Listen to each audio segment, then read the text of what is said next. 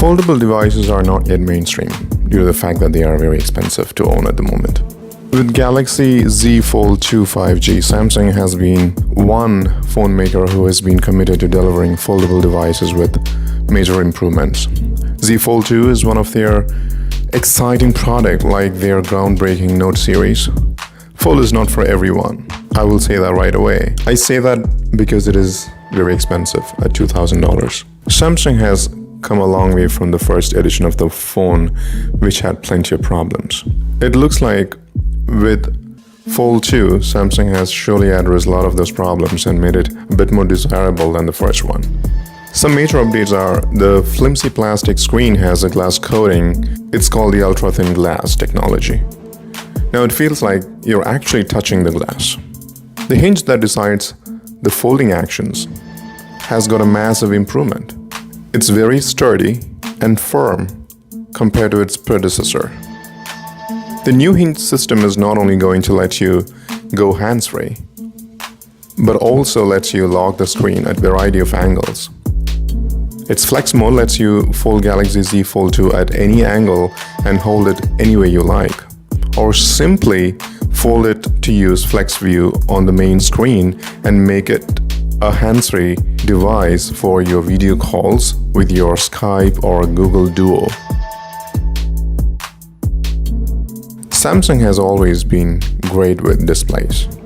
Fold 2 has 2 displays, and they are amazing. There is no question there. The original Fold had a smaller outer display which looked like an afterthought, half-baked screen at 4.5 inch. You couldn't do much there.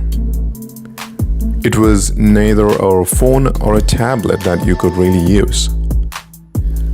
At 6.2 inches, a Fold 2's outer display is large enough to do most of your smartphone operations. You will unfold the device only when it is really required.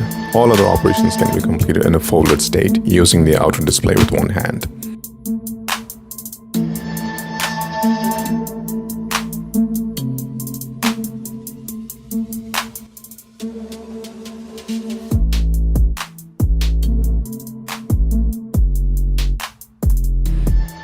The inside display has a huge bump too over the last version.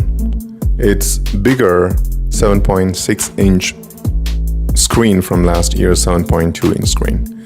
It has received an ultra-thin glass layer with a refresh rate of 120 Hz. The selfie camera, you remember that notch? That has been reduced to a small punch hole right now on the Fold 2. It's a great relief.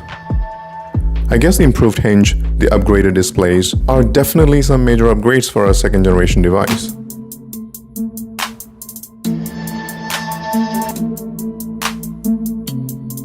Coming to the processor and camera, the Fold 2 runs on the Snapdragon 865 processor, the most powerful mobile chip right now.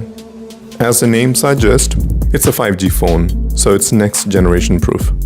12 GB RAM to support, it can handle any apps you throw at it. All your apps will be in the memory for easy access and you will not have to keep loading them every time. It has a triple camera array consisting an all 12 megapixel sensors with the standard wide, ultra-wide telephoto arrangement. I wouldn't say they are the best, but they are good. The best camera set is with Samsung's own Note 20 Ultra. Not sure why Samsung decided not to use the same sensors as in Note 20 Ultra. It may be that those sensors are only going to add to the existing bulk of Fold 2. Yeah, you can see that when you fold it, it's a bit bulkier.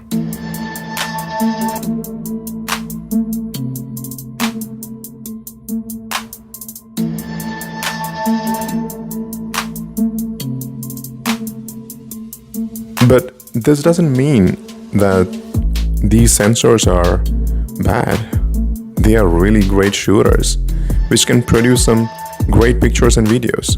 Now with more flexible hinge system, you have more ways to take pictures and videos.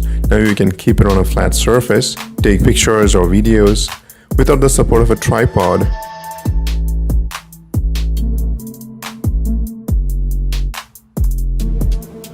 Galaxy Fold 2 is expected to be a smartphone and a productivity machine.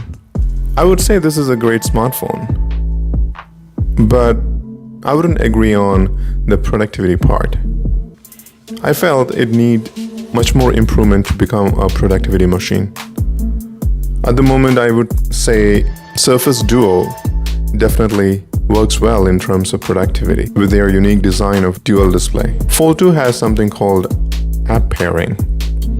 You can actually pair two apps and launch them at the same time. It also lets you move contents between one app to the other.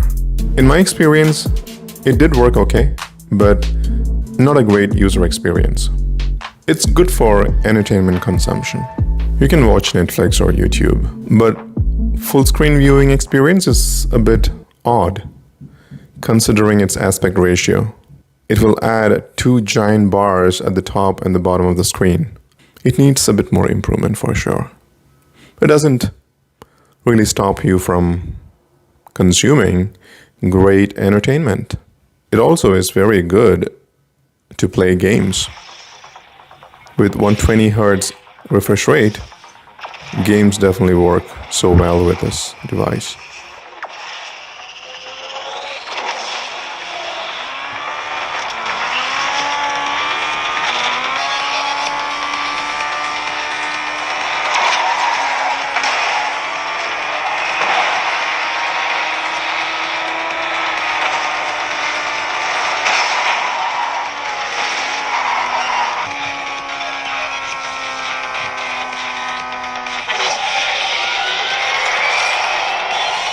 With the great sounding stereo speakers, this is an absolute blast.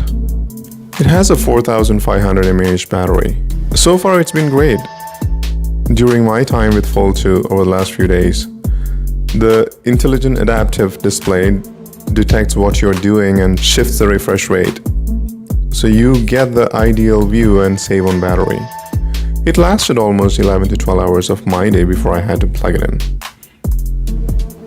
It's still a good battery life for a device with two displays to power.